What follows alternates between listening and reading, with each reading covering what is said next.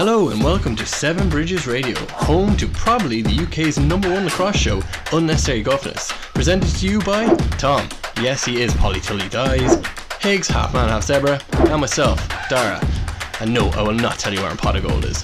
Today we will discuss all things NCAA, PLL, and also we ask the legend himself, Gurenlian, the Beast, what he has for breakfast. This week I've absolutely nailed it. Enjoy.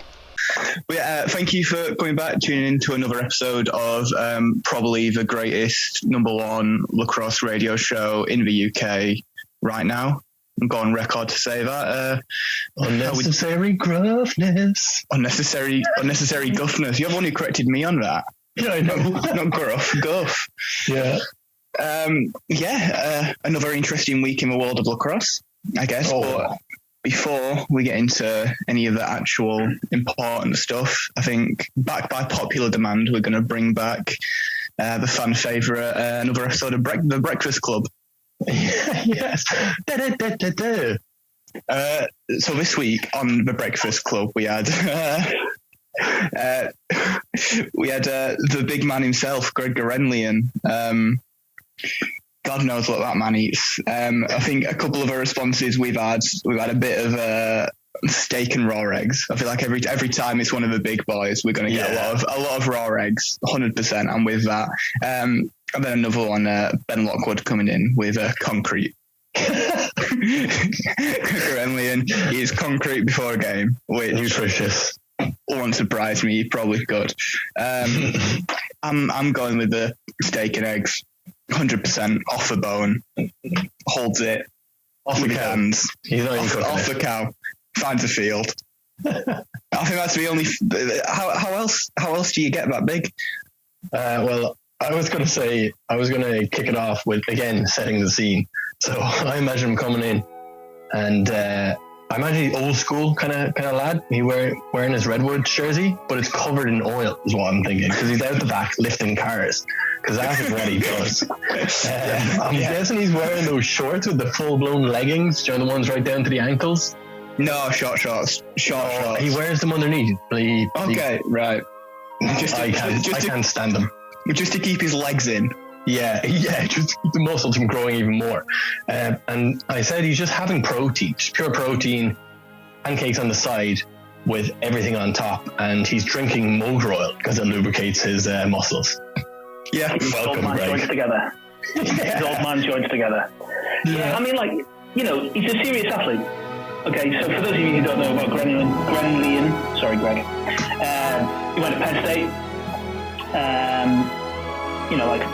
Full-time all-conference face-off guy, sort of second all-time in face-off wins and ground balls there still.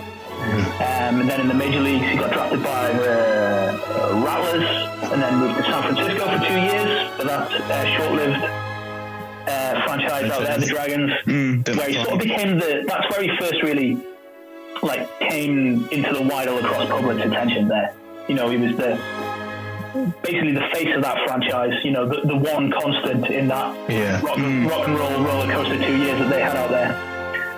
And then he was with the Chicago Machine for a bit, and then the last 6 seasons in the MLL, he played for the New York Lizards. 6 times All-Pro, 5-time All-Star. He won the MVP, the league MVP in 2015 when the Lizards won the championship. He was that important to that team, and that's kind of the guy that he became. 2014 World Championship, 2018. Yeah, probably in the discussion, definitely for the best face-off guy of all time. Oh, he's got to be. He's got to always be in that discussion. His forearms are bigger than my legs. Yeah, I mean something like 80%. His legs are bigger than my body. I'm not saying a great deal, mate. All right. I've got the hand and the feet skills. That's all I need. Don't. Yeah. And you have the chat as well, obviously. Yeah. The hand and feet skills. Just people. The hand and the feet skills. It's early. I've not had breakfast. Yeah. We'll give that to you. Yeah. So maybe you should have a Gurenlian breakfast. Yeah, I think the steak and eggs. I get that, right? He's a big boy. He obviously has a lot of protein. He's an intense competitor, but he's also a deep thinker and a real quality coach. Like, he's revolutionised the coaching of the face-off position because he's such a deep thinker and because he's committed to the art of the face-off, So I think probably maybe the art of the face-off, yeah. Maybe it is. Maybe starts with a little bit of overnight oats or something like that. Oh. So you can just grab it and go while he's on the way to the gym. So you stick a protein shake on top of that. And then after the morning workout, I'm thinking rye toast maybe with avocado and poached eggs, maybe with a bit of sriracha or something like that. You get all the good natural fats from the avocado, topping that off with a bit of protein from the eggs. That's that sounds actually lush. You should be a chef, Higgs. Get that shabakadu into me. Well, I can say thankfully this week that we don't have to speculate any longer because we have heard from the man himself. What? I have a message here from Mr. Greg Gurenlian. No. Amazing. Thank you for getting back to us and sharing our post on your Instagram story. Hoping that brings in a few followers from the legend side of the pond. And a shout out to him on the PLL Pioneers as well group. He's great on that. Good man. Big man. Everyone loves Greg. So yeah, being the investigative journalist I am, dropped him a message, and he's come back to us saying for his breakfast he has a shake, a caffeine drink called Spark. We're not sponsored by, but if it's good enough for Greg, I'd, probably worth a shot. Sponsor us, please. Omelette and wheat toast, and then for his pre-game, peanut butter, banana, and a honey sandwich. Oh my God, that's class. And do you know what I'm noticing again? Complex. No meat. 2 weeks in a row. I don't know if Greg is a veggie or if that's just his pre-game. You don't want to be heavy for a game, though. It's true. It's true. That is true. The legend himself. Jeez. That's why we're the number one. Our pre-game routines, Dad. Now, Haribo and a cup of coffee and maybe a Monster Energy. That's my halftime. That's my halftime meal. The amount of games I've played, especially back in the day at club lacrosse level, where people are having ciggies at halftime or even at quarter time, coming off the bench, subbed off the bench for a ciggy. And I wouldn't like that. If you get hit in the stomach as a midi and you're puffing on a cigarette, you're done. You're out for the game. Yeah, but they're the real athletes. The people who don't need the omelettes and the fancy caffeine drinks and the wheat toast. The people who can rock up Monster Energy, a couple of ciggies, and also not playing 12-minute quarters, playing 20-minute quarters. They're the real athletes. I'm not going to lie to you. Quarters, ankle deep mud. Ankle deep Friday night. That's who we should be celebrating on this show. I'm not going to lie to you. In university, I used to mix Monster Energy with water half and half energy and half get a bit of fluids back into it. Just drink a Lucozade. Yeah, they already made that. Just drink a Lucozade. You want energy and hydration.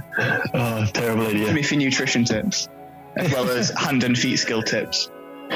Possibly the best nutritional lacrosse advice as well. Oh yeah, absolutely. Right. Well, that segment was initially supposed to be at the end of this show, but when Greg got back to us, we said we got to put it first. So I've got no idea how we're supposed to segue into what our first section was actually supposed to be. He's in the PLL. In the PLL Pioneers. Well, no, we will come back to Chris Hogan because we'll be talking a little bit today about the entry draft. But TD Erlen, the first one. Yeah. We talked a little bit over the past few weeks about some interesting trades going through. Obviously, Paul Rabel to the from the Atlas back to the Cannons and whatnot. But we've got a little trade in the NCAA today in the college game. Yeah, shall I start this one? Because I've got an opinion. Oh, amazing. Or not. So, for those of you who aren't familiar with TD Erlen, he's the standout face-off guy in NCAA lacrosse, or has been. He started his career at Albany and then transferred to Yale last year and was due to finish at Yale, graduate from Yale this year. But it's transferred to Denver from now on to play, because Denver work in quarters rather than semesters, so he can go there, get credits without having to go there for a full semester. And with the Ivy League as a whole not playing, Yale aren't playing, so he's gone there to tune up. Now, the question I have is why? Yeah. Why is he Right, gone, they or don't why have- Denver? They're not really doing that well. Both, right? I understand why he's gone. Okay, he wants to go and he wants to get tuned up. He wants to get picked That up in the makes sense, PLL yeah. this summer because he's going to be first round pick. Yeah. I would think where in a league where possession is king. To have a guy like him who's going to go in there and be around 2/3 probably against the top guys in the world, even in his first season, and is only going to get better. Mm. Yeah. But why Denver? Why does it work for Denver? I don't know. They've already got one of the top performing guys this year. Their face-off team is solid. It's good. It's up there with the best. They're not the team that needs him. Yeah, but maybe it's face-off coach. Like they had Trevor Baptiste come out and look what he's doing in the PLL. Plus they have a legendary coach at Denver. That's all I could think. Yeah, for sure. Just for his own personal development. But why did Denver? I don't know. Yeah, you made a good point, Higgs, about the quarters and getting credits. That's massive in America about redshirting and quarters. And yeah, sure. But I think there seems to be an arrangement where Yale are going to honour his Denver credits, and he's going to get a Yale degree at the end of it rather than a Denver degree. Which is probably worth, or probably for me to say, 3 times as much. Yeah. But Denver, they're still top of the Big East. Okay, they're ahead of Georgetown. They're winning all the games they should win. Mm-hmm. They're around about number 10 in the poll. I haven't checked, to be honest, but they've been around that sort of number the last few weeks. But have they taken him to stop him going to somewhere like Georgetown, where he would make a massive difference and potentially negatively affect them? Or do they think that the 1-2 punch of him and Stathakis is really going to take them deep into the tournament? So if you think if they're at 10 now, they'll get a reasonably good draw. You'd expect them to make it into the second round, with the Big East automatic qualifier. You'd expect them to get into the second and maybe sort of third round quarterfinals. But does the addition of Ireland make them into a Final Four team? I think so. I think winning faceoffs wins you possession, and he's incredible and adaptable. I think it could.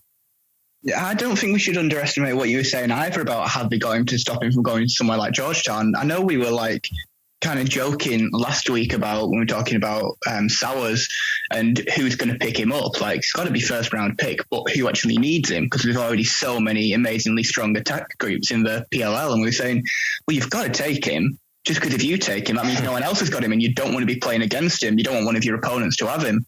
If Denver heard that Erlen Island, not sure how it was pronounced, is on the move, looking to move from Yale, wants to get some game time, wants to play this year, then I thought, well, if we can get him because of the pull we have, because of our status and who we've got coaching, he might want to come here. At least that means that he's not anywhere else, and that in itself could help them, in their season, not just in making them better, but in nipping it in the bud, the potential that some of the competitors that they're coming up against would have this guy on their team who, like we said, the degree to how much Denver actually needs him is debatable, but he does make any team he's on better.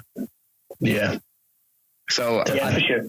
I don't think that should be underestimated, the idea of just, we got to get him because we don't want to be against him. We've got a good face-off unit, but not if we go up against him on another team. Yeah, and what it gives you is 2 genuine Division 1 first team face-off guys. Oh yeah, which means that you get no drop off in quality. You want to run them. You want to run them one after the other. You want to run them a quarter at a time. You want to run them 3 and then 3 or whatever. You get that consistency of product, even if and providing the opposition with different looks, different skill sets to combat, without any drop off in the output in the end. So it could turn out to be the difference for them between a second round and a Final Four spot. And to be honest, I'm pretty excited to find out because I love Denver. I love the way they play. I love the way that Bill Tierney coaches that team and how they all carry themselves like men. Whereas you see in a lot of college, even the freshmen and the sophomore guys, you see them grow throughout the year, and they appear to take real personal responsibility for how they play. Whereas you tend sometimes in college teams not into the sort of the junior and the final year, you don't really see them sort of mature in that way in such a short space of time. So it'll be really interesting to see.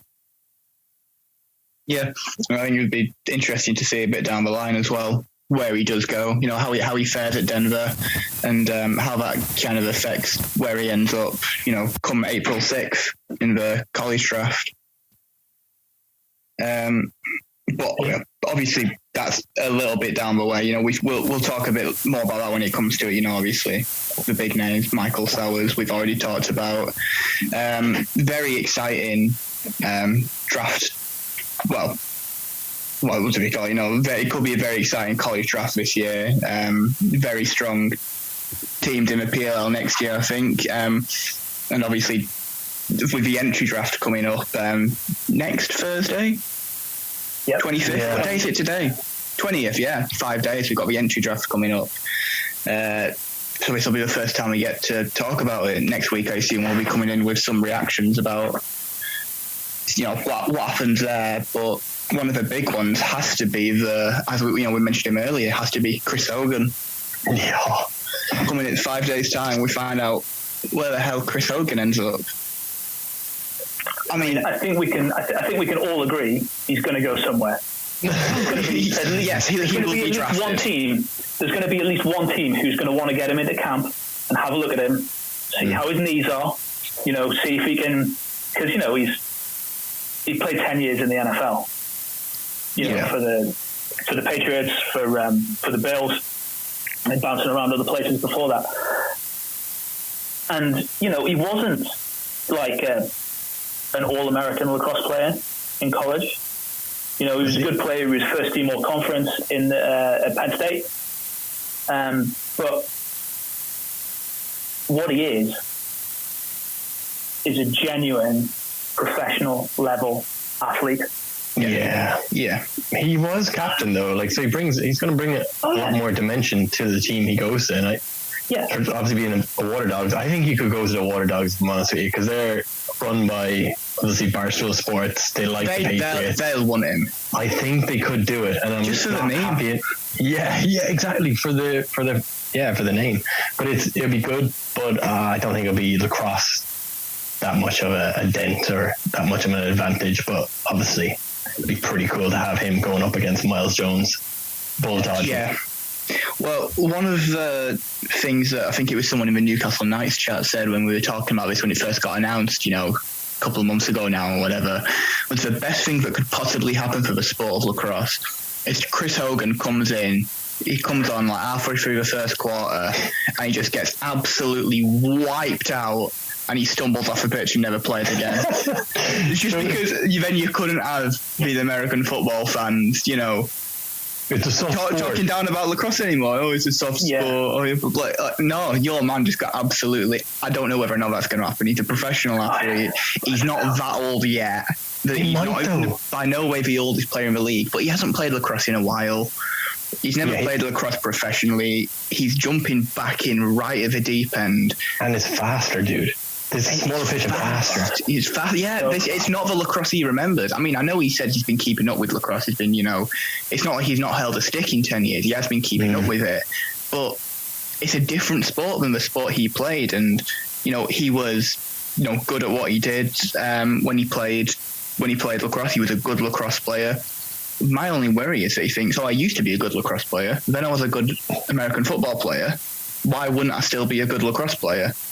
If anything, I've got better as an athlete. A bit of training camp, you'll think he'll be back on it. But players like your Miles Jones, like you say, will probably, they'll be looking. I would be. If I was as big as Miles Jones and was an American football player walking onto a professional lacrosse team, I'll think, welcome to the PLL. Welcome to professional lacrosse. This is what it's about. You'll have a go at him. You're gonna have a go. It's like when you're playing over here, and then there's some kid with like an American college helmet, and you're like, oh yeah. Has this guy been to college, or has he just traded his helmet with somebody, or has he bought it on eBay or whatever? Yeah. So or anyone with a GoPro on the helmet. A little shot to the ribs. Or even just a clip, yeah. Let's have a little look at him and see what he can do. Yeah. Can he defend?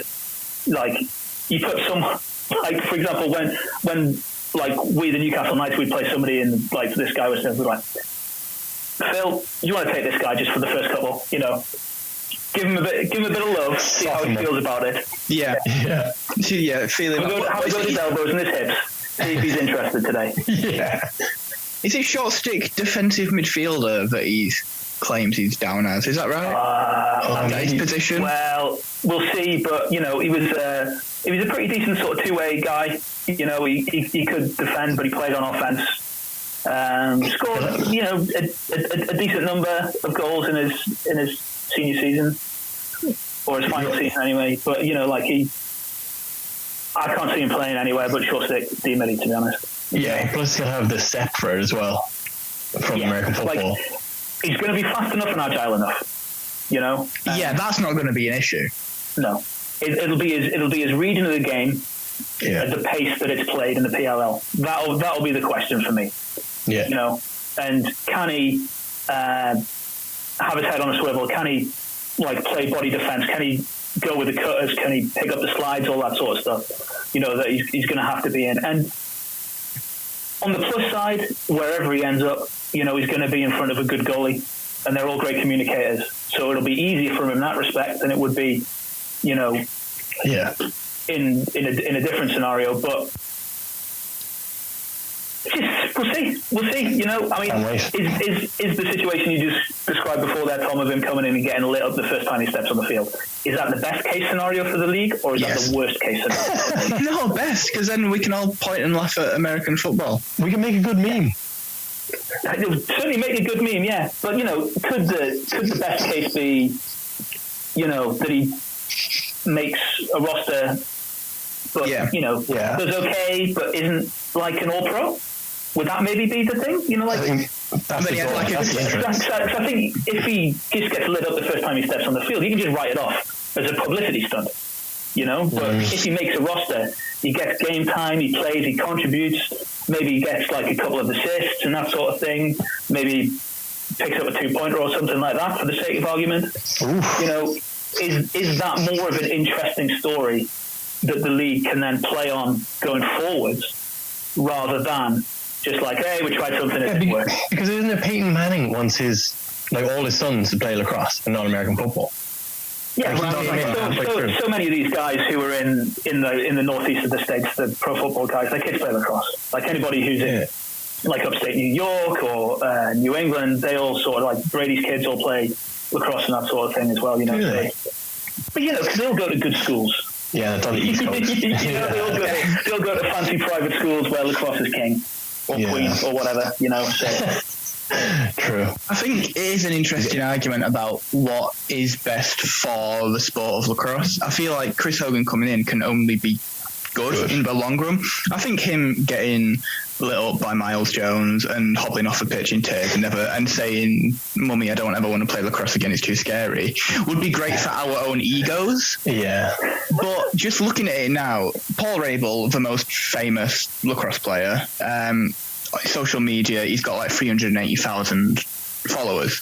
Chris Hogan, just some dude who plays American football, 400,000 followers. Yeah. Chris Hogan is more popular than the most popular lacrosse player. If he can come in and, like you say, make a roster, make, you know, a successful, you know, couple of years, you know, end of his career out of playing lacrosse, it could be a really good way of opening the sport up to, you know, this new audience. You know, American football fans will enjoy lacrosse. They just don't watch it because it's not on anywhere and they don't know about it, and who does? You know, we had this conversation in week 1, how the hell do you get into lacrosse? So I feel like, you know, jokes aside, in the long run, if he can come in, if he can have a good season, if he can make a name for himself, then I feel like that will be, you know, positive for the sport of lacrosse. And I think it's pretty exciting, kind of looking where this will lead. What happens next now is this kind of does help, because lacrosse has been, you know, obviously with the PLL was a big step up, and it is, I think, again, on the verge of maybe another step up in popularity. I think this could be going some way to doing it, which is exciting. It's fascinating to see, American footballers coming into lacrosse. That is just fascinating. And then maybe, who knows, could we get Brady as a keeper? Yeah. That's where he's going to see his career out. Just tell them what to do. The QB. Is the water dogs just going to become a load of washed up American football players? That's what the water dogs are going to be in 5 years' time. Yeah. Yeah, I can really see Brady signing up to go stand in a 6 foot square and have, 100-mile-an-hour shots. 100-mile-an-hour shots wanged at his face. Yeah, it sounds like a great idea. Yeah, I'd watch it. Oh, don't get me wrong. Sign me up. Tweet him. I think we're starting to run out of time here. So we've got either give us your picks for the other players in the entry draft or NCAA games of the week. Which one's more interesting? Which will be more interesting this week? Draft is coming up. Yeah. It's coming up next week. So go on. Just hit us with a few. Right. Who are you excited to see? Cool. Yeah. Let's say we all agree that Lyle Thompson is going number 1. Definitely. Right? I wish I could disagree with you just to make it interesting, but no, I can't. Yeah. He's going first. Also an ambassador for Ireland. For the 2022 World Championships. Under 19 World Championships, yeah. So who's going number 2? That's a question, isn't it, really? I'm going to be a bit outside here. Steele Stanwyck. He's going number 2. Yeah, we need Stanwyck back. He is the original QB before there was even a position in lacrosse. He is the original behind the goal feeding. Yeah, I'm going full-blown Steele Stanwyck outside. Sure, but the Archers have got the second pick, right? Yeah. Oh, they don't need him. So they're going to ditch. They're going to ditch Marcus Holman off, right, and pick up Stanwyck. You're out of your mind. Yes, I am. I'm just going to double check here that they do actually have the second pick. Where is it? Entry draft? Yeah, Cannons, then Archers. Yeah. Who do Archers need from that entry draft? I don't know. Who do Archers need full stop? Yeah, who do Archers need full stop? So I think they could maybe do with more competition in transition. So maybe someone like Zach Courier or Mikey Slosser, someone like that. Someone who's got the real I was going to say Mikey Slosser, actually. Somebody who's got that real foot speed that is rare, even in the PLL, like the guys that are that fast, are few and far between. But, they might take a defender for depth. Maybe, what about if Archers needed number 2? I could have a bit of competition with that Connor Kirst from Rutgers, 6'3", because they need size for a little dump in the middle. Maybe that could be an outside number 2 pick. 6'2", 230 pounds. I mean, you're talking about Slosser coming in early. I can actually see quite a few outlaw players coming in pretty high up. Obviously, you've got Dan Baccaro, Adler, face-off. I don't know who really needs a face-off in the PLL. Who's most needed a face-off? Everybody needs face-off in the PLL. Everybody needs face-off. He's probably going early then. Yeah, I mean, it's unless you've got the right side college players. Yeah. Ireland's there. And he'll be first round in the college draft. Definitely. So, there's depth. And there's other guys in college as well who'll be worth a look to a lot of PLL teams. Whether they make rosters this year or, the following year is a different matter. But get to 10 teams in this league, man. Yeah. 8. Then you'll start to see some really, really interesting draft. Oh yeah, that's what I'm waiting for. More teams coming in. That is our time pretty much up though. Dead on 5:30 now. So thank you for tuning in again. Cheers for having us back on, Steve. Next week we'll have full entry draft talk. So yeah, thank you for tuning in to probably the greatest all-time lacrosse show in the UK. We are going to get that certified soon. I don't know who by, but we will get it certified so we can drop the probably. So thank you very much for tuning in. Hopefully see you again next week.